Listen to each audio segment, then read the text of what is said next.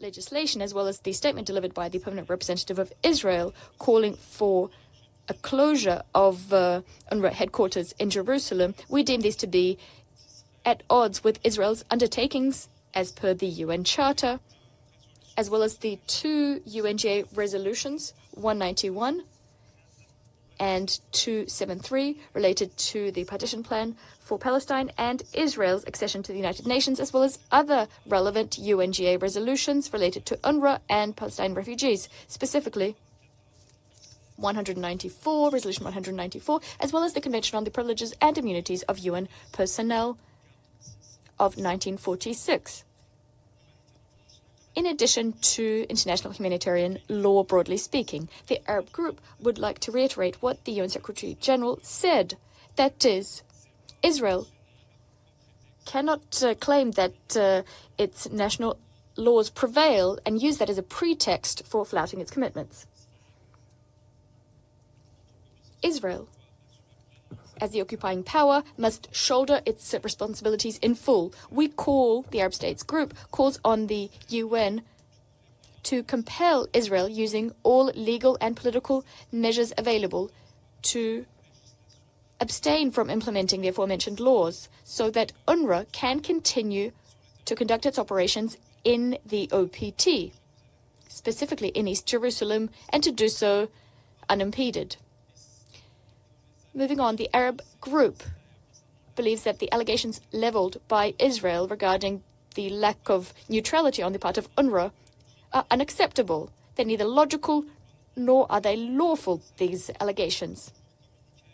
UNRWA, since the 7th of October 2023, has always provided access, unreserved access, to its employees, and the agency has undertaken the necessary investigations into the allegations. The Colonna report underscores that UNRWA, on top of its neutrality, has a very extensive approach, much more so than other UN agencies, in fact, and we applaud UNRWA's implementation of the Colonna report recommendations. We believe it should be allocated with the necessary resources to do so.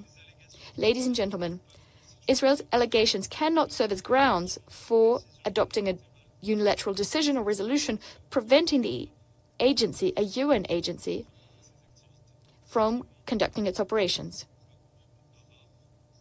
What's more is, the Arab group would like to refer to accountability. We need to hold Israel accountable and responsible for the deaths of UNRWA personnel. We warn against the dangerous precedent set by the fact that a member state is attacking a UN agency, killing its employees, destroying its premises, and precluding it from doing its job.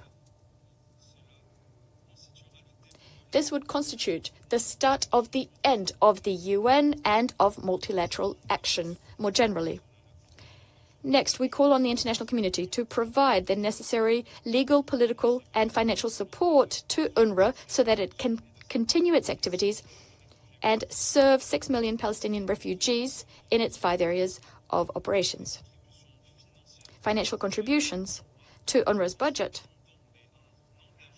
are not a donation as such. They are a commitment to the cause of Palestinian refugees. Our group would like to insist the need for a definitive solution to the funding issue the agency is experiencing, because UNRWA's work doesn't only help Palestinian refugees, it also helps host countries to share the burden they face.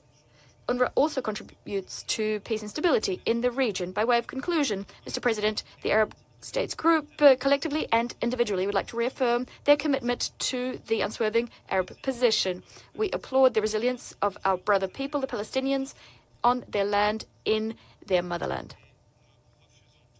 We refuse to accept any attacks on the inalienable rights of the Palestinian people, whether that be through annexation of land, colonization, or the displacement, transfer, or eviction of Palestinians from their land, whether that be provisionally or in the long term. Our group calls on the international community to work towards a just